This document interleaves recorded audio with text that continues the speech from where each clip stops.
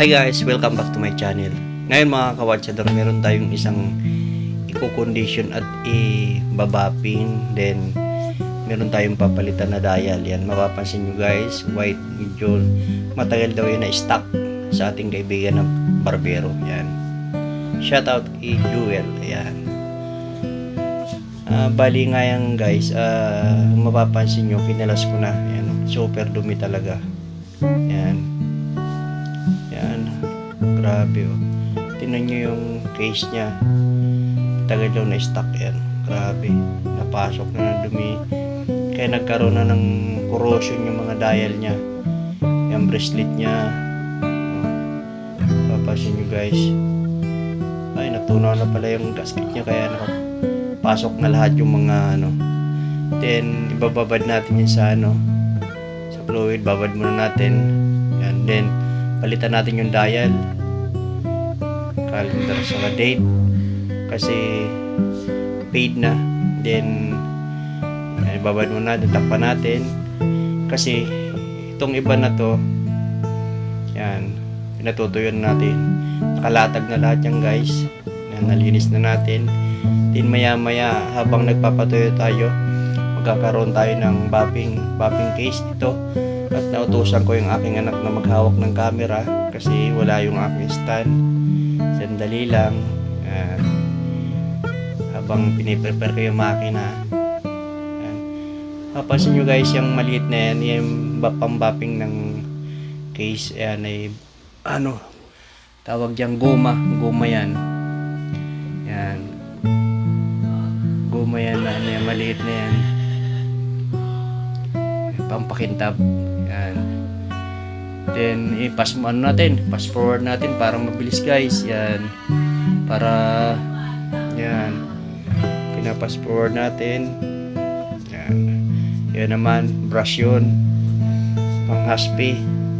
Daan natin yan. Then, pagkatapos yan guys, ayan na. Yan. Pinifix na natin yung ating mga napalitan natin ng glass. Nabapping natin. Ayan, nakaredy na siya. Lalagay na lang siya sa case. Ayan. Kaya medyo super busy tayo. Voice over muna tayo mga kawatsador. Kasi marami tayong ginagawa. Medyo mahirap mag-edit. Ayan.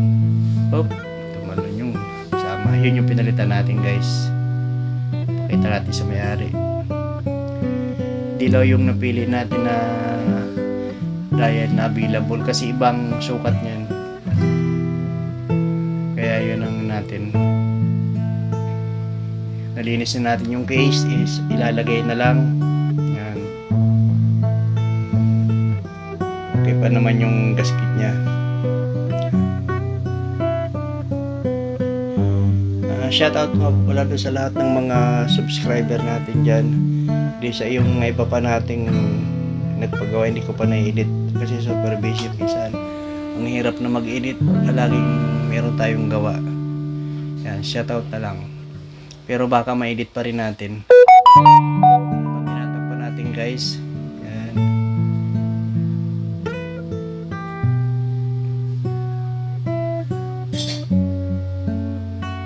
Yan, gagamitan natin ng ano yan, ng pangsarado. Yan, ating katalang may concrete nail. Mas maganda yung guys pansara kasi hindi siya dumadaptis, hindi nagagasgasan yung takip kaya sa lungnos. Kaya nang ginagamit natin.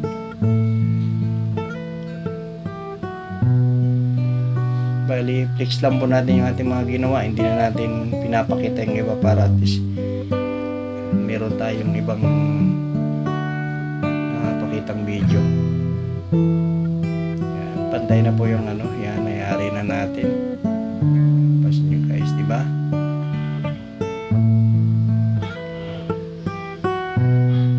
Yan, shout out sa tuko. Ganun mga kawatsador, tapos na po. Yan, hanggang dito lang guys, maraming salamat, bye bye.